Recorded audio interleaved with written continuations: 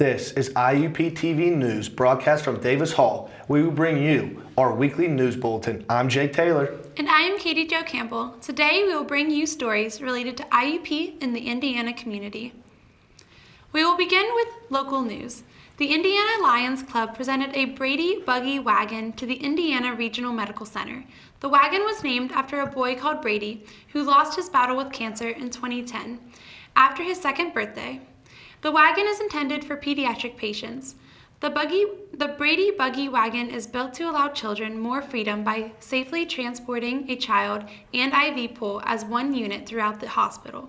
To date, the Hugs for Brady Foundation has placed Brady Buggy Wagons in more than 150 hospitals. Former Spanish professor Dr. Peter Broad has announced for re-election to the Indiana Borough Council for the 1st Ward in the May primary, running as a Democrat. Broad has represented the 1st Ward on the council since 2012. Professor Broad has served as council president since 2016 and represents the borough on a number of community projects. Besides Professor Broad, Professor Mike Korn of Employment and Labor Relations also announced that he was running for Allegheny Township Supervisor. IUP staff, faculty, and students helped local 4th and 5th graders celebrate literacy at the annual Read Across America event at Eisenhower Elementary School on March 1st. Every year, the PTA sponsors a book swap and a guest reader program where community members talk with students about the value of books in their lives and read from their favorite books.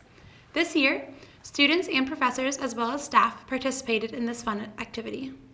Another fun activity took place in the Indiana Mall for Indiana residents. Last Saturday, the mall held the Family Fun Fest with demonstrations and fun activities for families. Some of the organizations who came include the Carnegie Science Center, who demonstrated how to have fun with science, as well as Sue Hewitt Dance Studio, the Weather Discovery Center, and ATA Martial Arts. Paid family leave for illness and family caregivers has substantial bipartisan support. The decision has become a top legislative priority. This year, about 24 states are expected to consider proposals that offer paid leave for workers who are ill or taking care of new or elderly family members. Several states, such as Minnesota, Colorado, and Maine, are expected to consider proposals, but there are disagreement over how to structure the pay for it. So far, 6 states have passed family leave laws, including California, Rhode Island, New York, New Jersey, Washington, Massachusetts, and the District of Columbia. A new study found no evidence of any link between autism and vaccine. Based on a study involving more than 650,000 children in Denmark who were born between 1999 and 2010, researchers found that MMR vaccination, or vaccine that protects against measles, mumps, and rubella, does not increase the risk of autism. Denmark has been a leading country interested in the issue. Researchers hope that the result of the study can create an awareness upon different claims, especially spread through social media, politicians, or celebrities, and the importance of vaccination. New Zealand might be the only country with the highest currency starting March 13th. The Swiss National Bank will introduce its 1,000 franc note, or equal with $1,000. The 1,000 franc note is a long-standing tradition in cash-friendly Switzerland. Previously, the European Central Bank, the ECB, introduced 500 euro note, which is equal with $567. However, they stopped producing it because of concern over money laundering. March 8th marks International Women's Day. Our reporter, Katie Jo Campbell, takes us to awareness related to gender balance at the workplace. As the spring semester draws close to midterms, graduating seniors are looking for jobs to kickstart their careers. Among this search, there are many factors that will be considered. However, one of them may be subconscious, and that is the consideration of gender proportion in that field. This week, March 8th, marks the 103rd year celebrating International Women's Day. This day is to bring awareness of different issues regarding women. This year, the focus is #BalanceForBetter, emphasizing the importance of a gender-balanced world. One example of unbalance is a career in speech-language pathology, which is dominated by females. In fact, men made up only 4.7% of the field as of 2017, and the number is decreasing. We asked one of our male language pathology students here at IUP what his thoughts are on why gender balance is important in his field. I think it's good to have male representation in the field of speech pathology and kind of anything with the special education sort of field. There's a lot of men and young boys who kind of need maybe a figure to look up to, or a kind of someone to talk to and make it easier. And for little kids who might be having trouble, it can be a lot easier to talk to a guy than maybe a woman or like a younger girl. So kind of the same as nursing, having both is good for just helping people in general. At IUP, gender balance is important. According to collegefactual.com, a reliable website for national universities, IUP's faculty is relatively equal in gender balance, showing students that balance is indeed better. The idea of balance for better is to encourage diversity in minds and to bring encouragement to others who are looking into careers, such as the seniors here at IUP. As far as the general workforce in the U.S., women may make up half of the workers. However, in 2017, women held only a quarter of senior positions, and that percentage slightly dropped in 2018. You have every right to be at the table. You do not have to apologize for your point of view by saying, oh, I was just thinking, now it's probably wrong. I know this is probably dumb. Don't do that. Your opinion is just as valid as anyone else's opinion, and do not subjugate yourself with that female language. Michelle Freiling is the Executive Director of Media Relations with IUP's Communications Department. I had the chance to ask her, as a woman in a senior role, what sort of advice she would give to women who hope to be in a leadership role someday. Go to meetings, watch how other successful women and men conduct themselves, and conduct yourself accordingly. That's the greatest tip that I can give you. I wish you all the luck in the world, and I think that finally things are changing. But one of the other things that we have to do is, if you're a woman in leadership, once you become that person, that leadership role, mentor other women. Be strong in your convictions that you are who you are, and you're bringing great strengths to the table, and you're going to make it. This year, the focus of Balance for Better will be celebrated on March 8th, and will be celebrated across the whole globe in different ways. Let us at IUPTV know how you celebrated International Women's Day this year by contacting us on our social media, IUPTV_news. This is Katie Jo Campbell with IUPTV News. Hey! Hey! Hey! Hey! Hi! Hey! Matt Ships here with something special just for you. Press Start! Press Start is the most prestigious, hilarious, and entertaining TV show ever seen on air. You want to watch? Here's what you do. Grab a TV, grab a remote, and turn it to... And there you have it. Delicious gaming and nerdy content right there in front of you. Bring the wife, bring the kids, bring your friends, bring your dog, your dad, your mom. Sit them all down and watch Press Start. I don't mind Press Start, but I really prefer what a... Yeah, I guess it's pretty cool. Yeah, Press Start's pretty cool.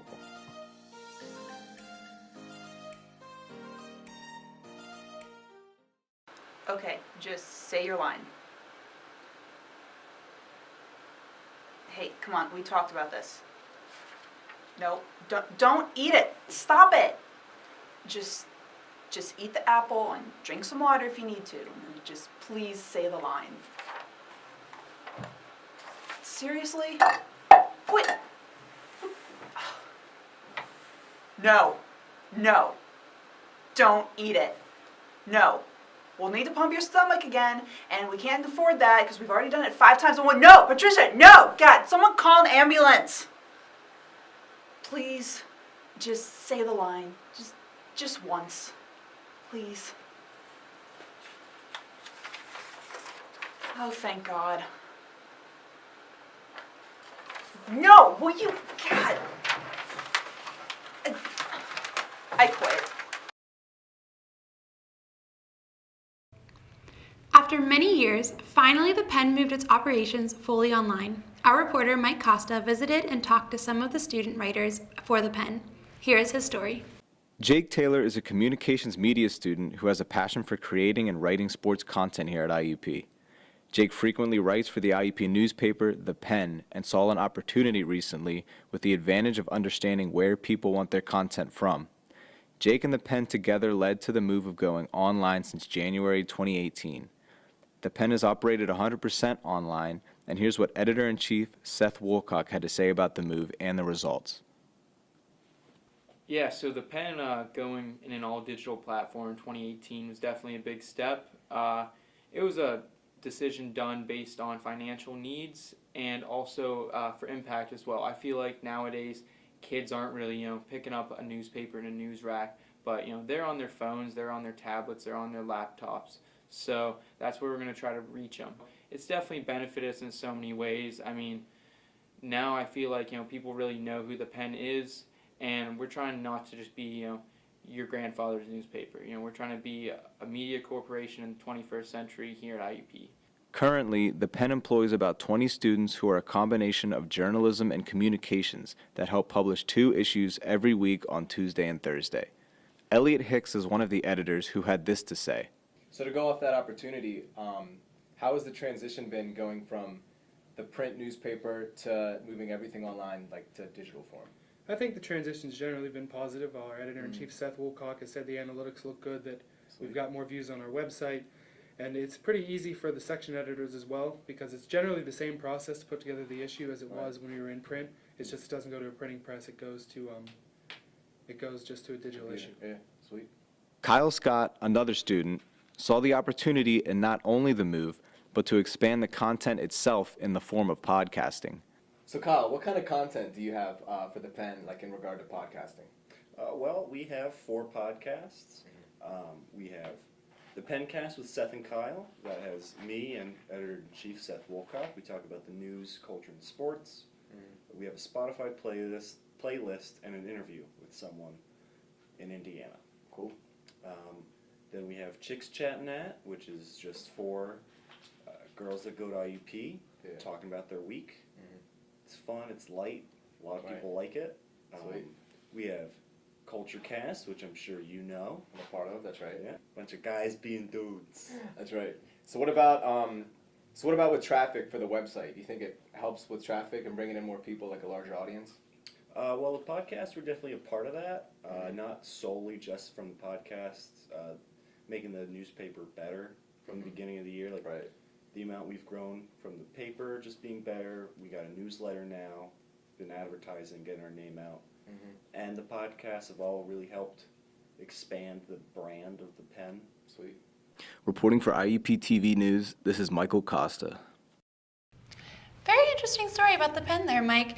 Were you a part of the Pen as well? I was. I did everything that revolves around sports, like game recaps and interviews with players and stuff like that. It's a really great experience and great opportunity. Yeah, I know Mike and I, we've been really on it with the sports reporting for the Pen, and it's been a crazy season for IUP basketball. That's right. And I'll get into details of that right after this.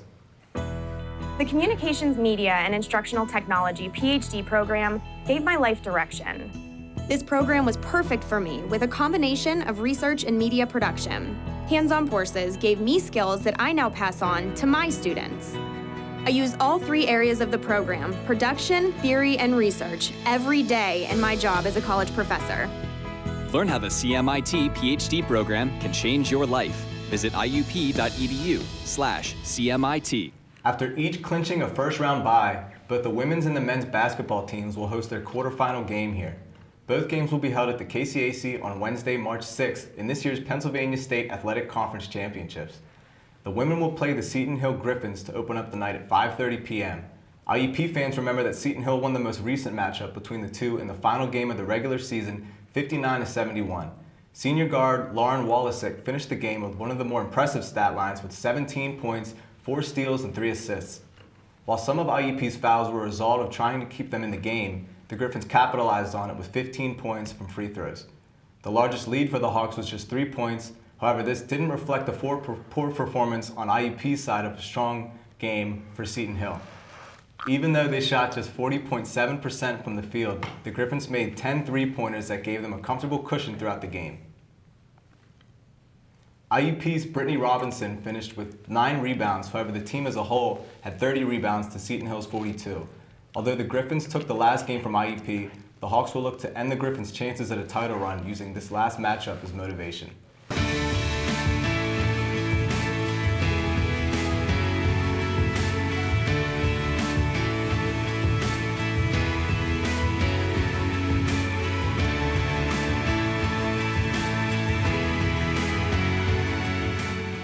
for yourself. Visit us. Indiana University of Pennsylvania. Find your success. The men will host Pitt Johnstown following the women tomorrow at 7:30 p.m. The Hawks are coming off a 72-59 win against Seton Hill's Griffins last Saturday, where both Dante Lombardi and Jacobo Diaz had 20-plus point performances. Similarly, in the last meeting between the Hawks and the Mountain Cats, February 13th, Diaz and Lombardi finished with the same result, scoring 23 and 22 points each. A second-half surge of 42 points to the Mountain Cats' 31 helped the Hawks close the game comfortably and giving Pitt Johnstown its first home loss of the season at the time. The men's team had a substantial lead with help from other players on the team, such as redshirt freshman Armani Foster and junior guard Malik Miller, who scored 14 and 12 points respectively. As a team, the Hawks proved dominant as well, forcing 23 turnovers and 17 steals that night. If the Hawks can carry a similar performance against the Mountain Cats tomorrow night, their chances of moving into the semifinal look imminent. Here's a story of a lovely lady who was producing for 3 very lovely girls. All of them had jokes they told, all together, the oldest one in curls. It's the story of a man named Cain who was busy with 3 boys of his own. They were 4 men working all together, yet they were all alone. Till the one day when the lady met this fellow, and they knew there was much more than a hunch, that this group must somehow form a family. That's the way we all became the Witty Bunch. The Witty Bunch. The Witty Bunch. That's the way we became the Witty Bunch.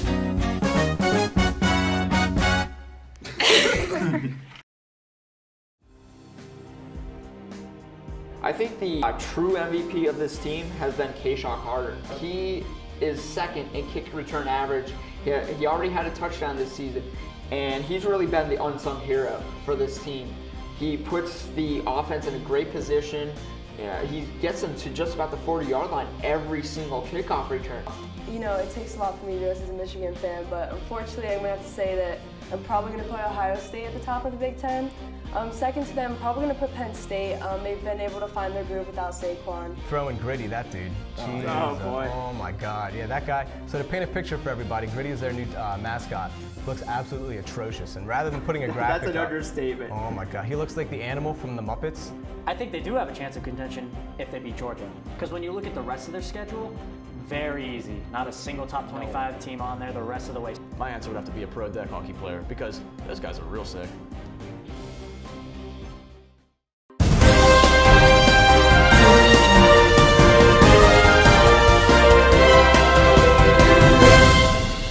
This is IUPTV News. One organization that has attracted many male students in campus are fraternities. With media reports and negative spotlights on other chapters in different organizations around the U.S., a few members in IUP wanted to share what the organization means to them. Jordan McIver has his story. Here we have different students from the Multicultural Geek Council or also MGC who are just regular students that you see every day passing by who are collective and helpful in the community, who are helping to be more diverse and basically just help people be more aware of what is around and available on campus. MGC does a lot of different things here on IUP's campus. We do a lot of things from community service to studying together for academic excellence to competitive strolling. For some people that don't know what strolling is basically just stepping but incorporating dance.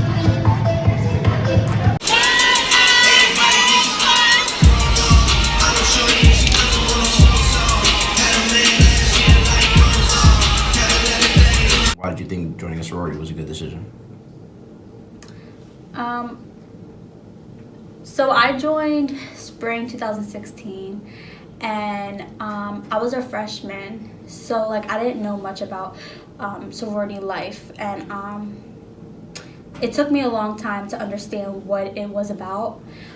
So once I joined, like, of course, like, I was enjoying the perks of it, but I was also learning like the business aspect, and that's like the most important part. This what he taught me. It's called these cells called diatoms, and without that, oxygen can't even come alive. Like that's what pretty much opens up into oxygen. That's how I learned. So you've been like educational. I do. I'm a sapiosexual guy. That means like attracted to knowledge and stuff. Anyhow, it's on Netflix. That's another word. Oh yeah, they just learned that from me. If you're interested in paintings, you still have time to see the Hard-Hatted Women exhibition at the University Museum. The exhibit will be available until March 9th. We will have spring break next week, so we won't have any news program. However, please check out our activities on our Instagram at IUPTV_news. On behalf of the news team, we hope you have a wonderful break. Please stay tuned, and we'll see you in 2 weeks.